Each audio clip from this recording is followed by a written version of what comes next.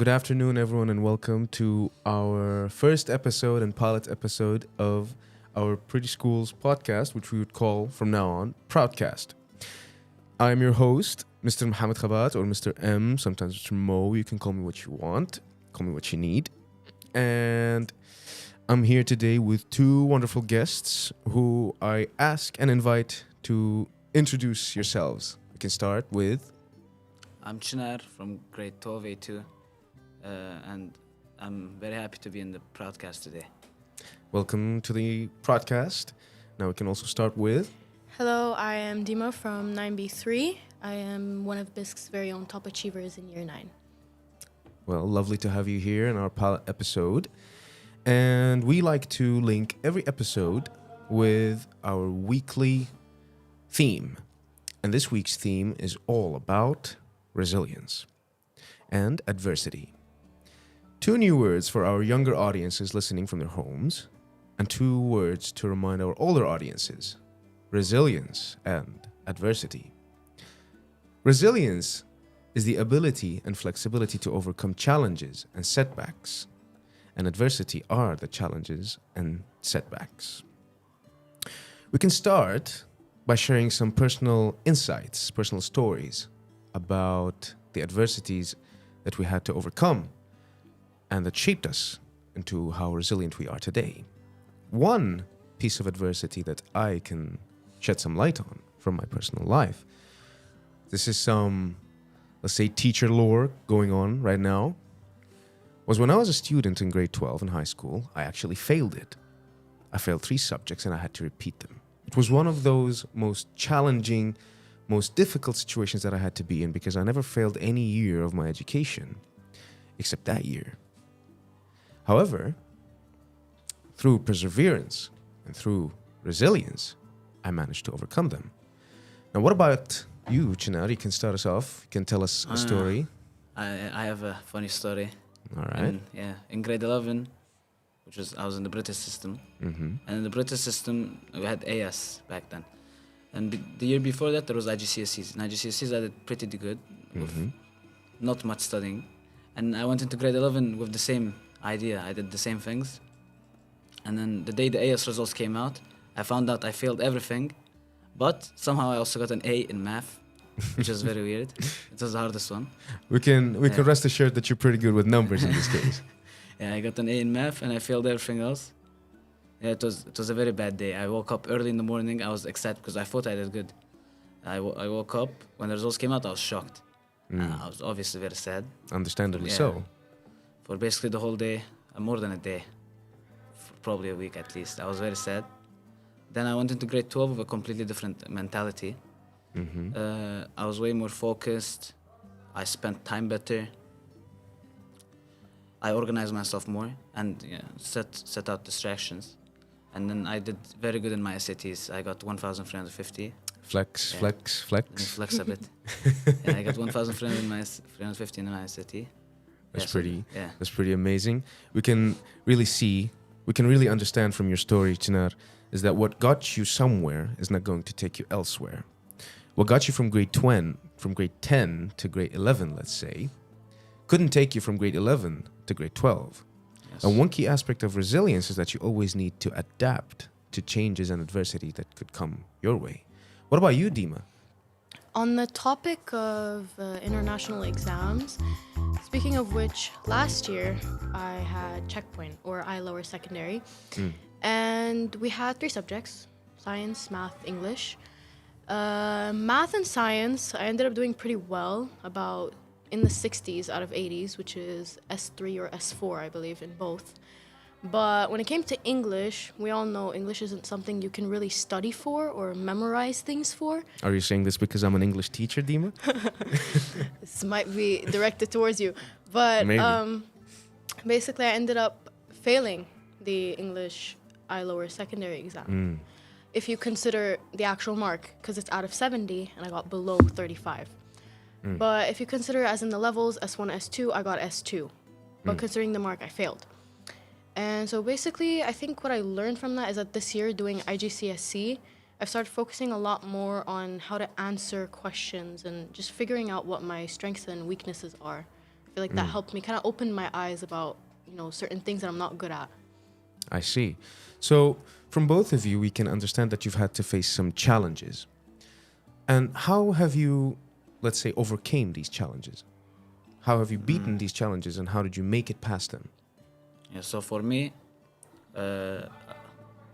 what I tried most was to set out distractions, because distractions was the main thing that was keeping me from, doing good academically.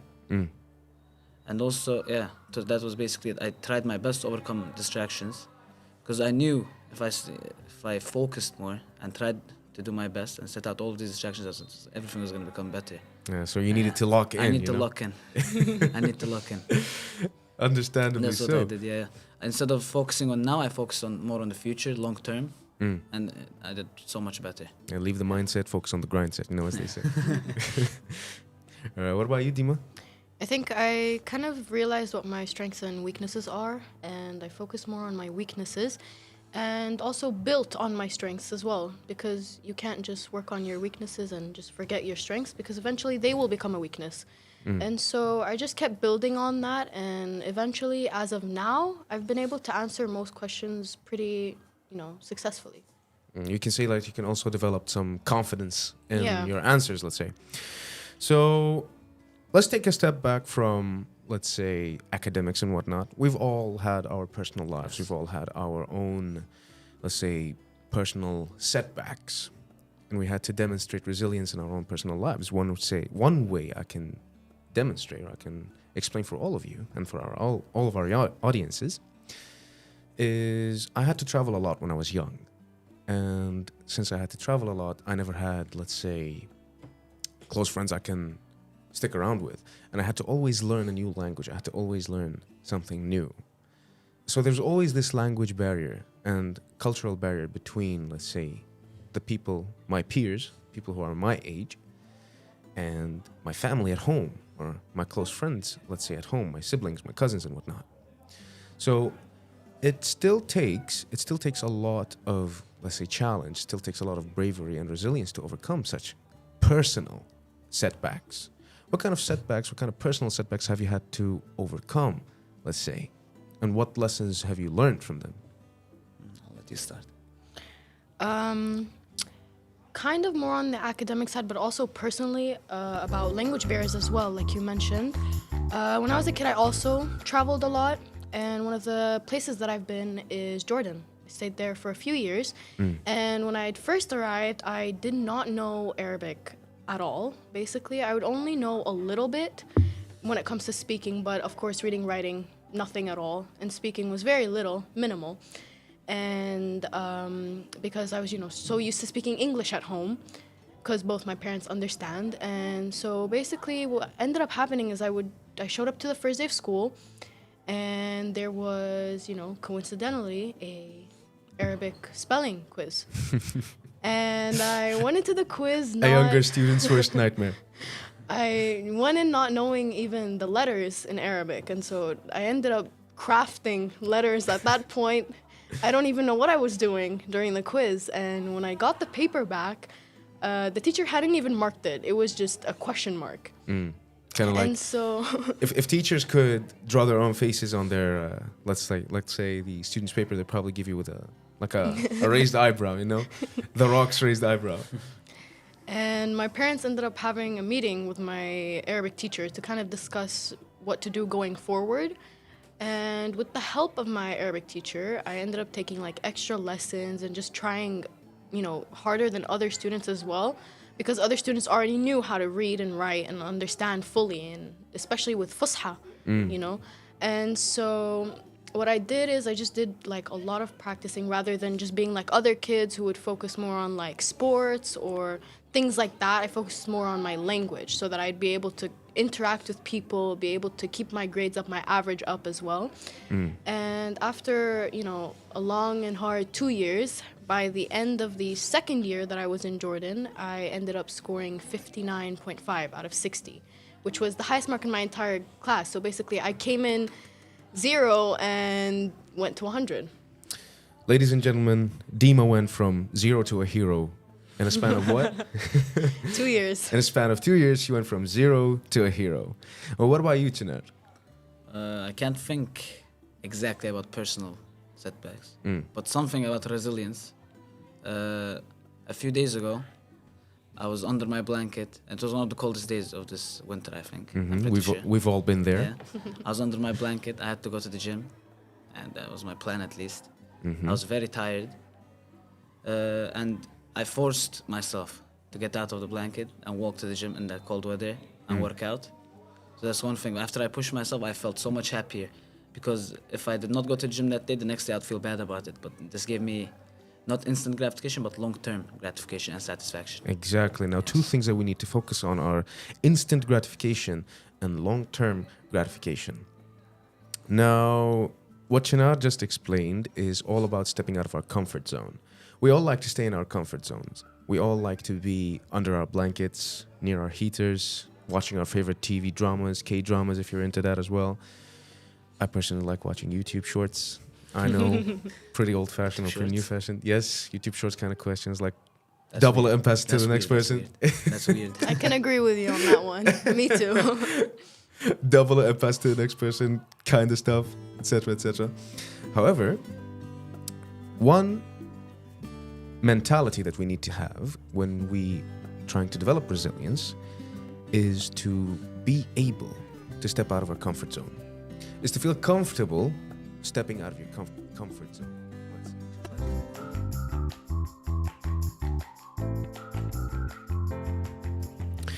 Now, one thing I want our audiences back at home to try with us, because we've spoken about the discomfort of getting out of our comfort zone, and you can do it all with us as well, Chinar and Dima. Oh, this thing? So, yes, the thing. Okay. Stick your thumb with your right hand and stick your index finger with your left hand.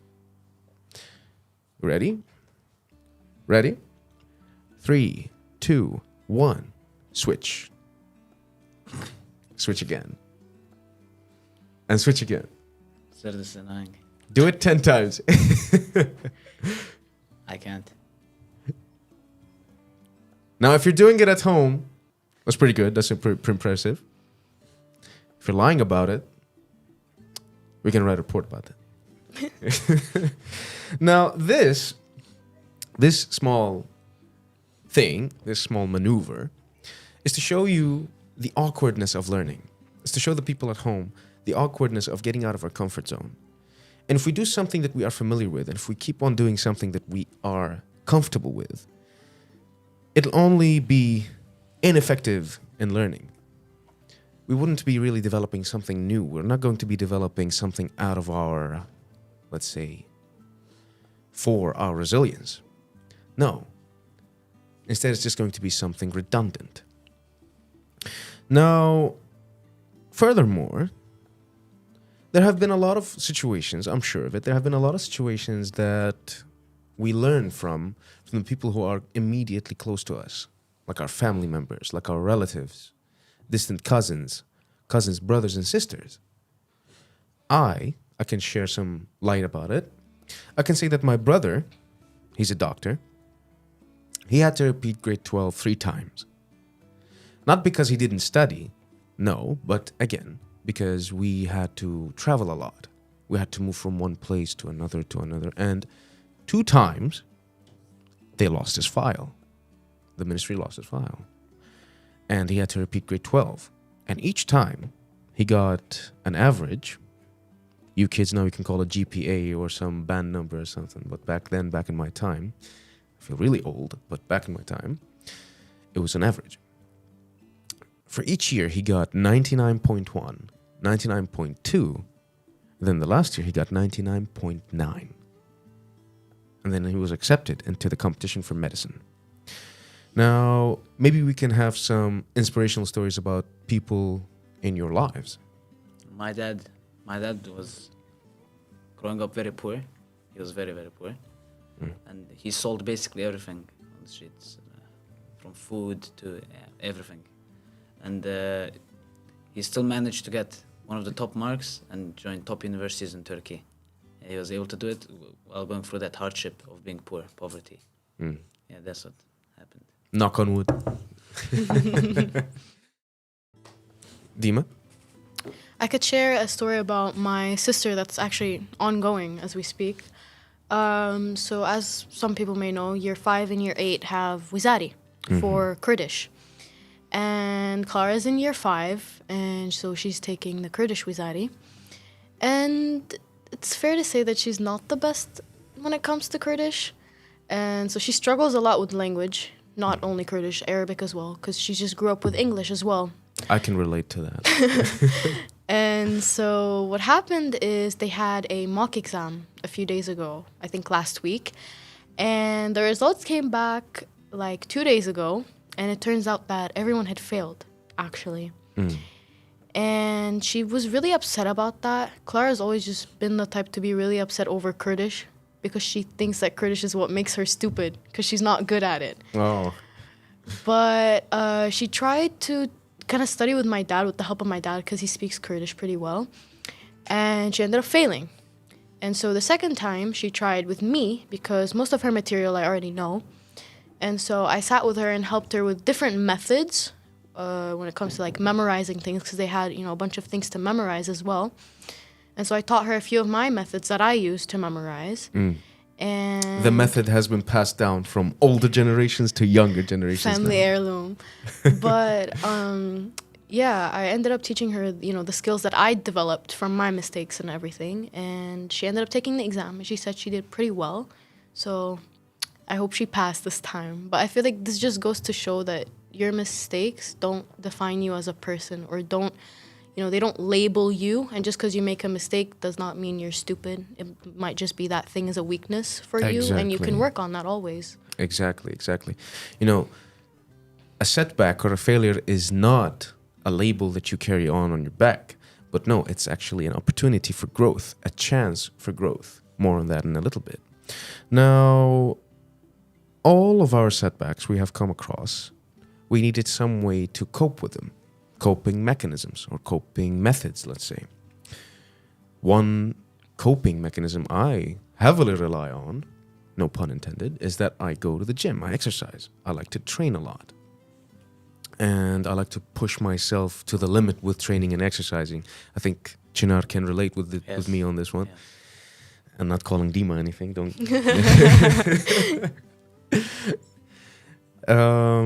In the gym, when you're under a lot of like physical stress and under a lot of heavy weight, you have either two options, either or. You either push to become stronger, or you fail and break something. Needless to say, I did break something once, but we don't talk about it.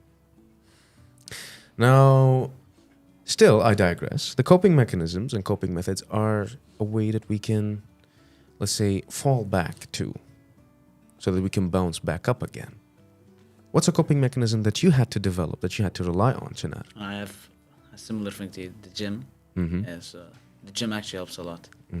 It's a very good coping mechanism. Gym gang, all rise. Gym gang. Yeah, the gym actually helps a lot. The gym also, let's say you go to the gym and your day instantly becomes better. You feel like doing things. You don't feel like just sitting and being lazy the whole day. So after you go to the gym, you actually gain energy. You don't lose energy. Exactly. Like contrary to the popular belief that if you go to the gym, you're going to be tired for the whole day or something like that. No. As a matter of fact, it's the opposite. If you go to the gym, you're going to have a lot of energy. You can be more productive for the rest of the day. Now, what about you, Dima?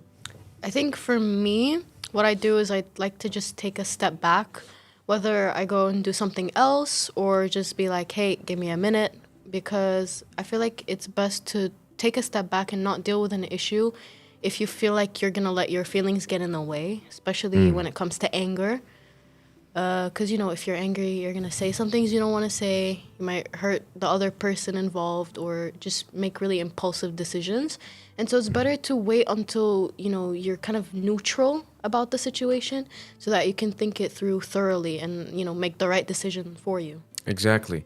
It's wise to develop some emotional awareness or self-awareness to know when your judgment is clouded by an emotion or a feeling that you are, let's say, dictated with. And it's important to know when to step back and when to take a step back, when to withhold your judgment on something or withhold your opinion on something, because, again, emotions are things that are all over the place sometimes, especially when we are facing something like shock or bad news, let's say. bad marks or a shock we get from receiving, unexpected exam results or anything of that sort. Now, all of these, let's say, regulations, emotional regulation and self-awareness about the feelings and emotions that cloud our judgment, all of which help us to bounce back from setbacks. And as we have mentioned, as we have said before, you learn a lot from setbacks. You learn a lot from, let's say, failure. However, setbacks and failures are not a chance for you to be labeled a failure, but no, they are chances for you to be, to grow. Sorry, they are a chance for you to grow. An opportunity for you to develop something new. Again, keep in mind that once you are out of your comfort zone, you're practicing your resilience. And once you're out of your comfort zone, two feelings are most prevalent, both of which are negative: fear and uncertainty. Now, these two are very common when they are associated with, let's say, facing adversity. We don't know what we are doing, which feeling to trust. One thing I can say is that you should trust your gut when you are, let's say, facing adversity and you are, let's say, uncertain about a choice of action or choice of words in a sentence in an English exam, or let's say something that you're uncertain with a number in, let's say, physics, mathematics, chemistry. I think our two lovely students know what I'm talking about, and everyone else at home exactly knows what I am talking about too. Now, how can people manage these two emotions? What do you think, in your opinion? I think I kind of have a motto, suck it up, get up, and do it. Exactly. Because if you don't get up and try, even if you feel like, oh, I'm uncomfortable, but I don't like this feeling of, something new, or it's just, something unfamiliar to you. If you don't actually get up and try it and push through that, fear and whatnot, you will never learn, and you're just going to, stay to your old habits and not experience anything new, and you're just not going to give yourself the chance to live life to the fullest, really. Exactly. And you wouldn't have developed, let's say, a resilient mentality.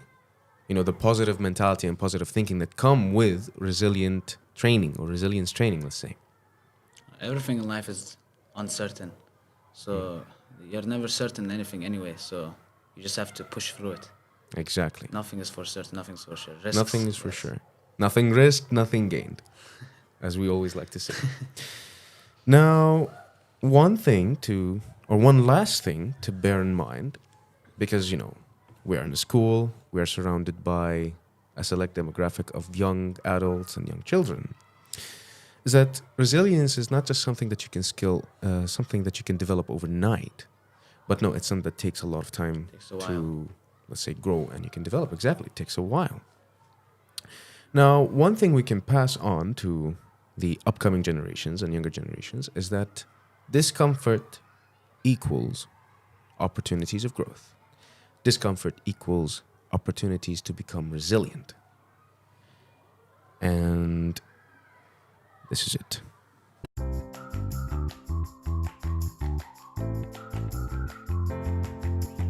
Conclusion, finale. Thank you, Chinar and Dima, for attending today's episode, and thank you for being two wonderful guests. I'm your host with the most, Mr. Mo, Mr. Muhammad. Call me what you want, call me what you need, and we have been proud.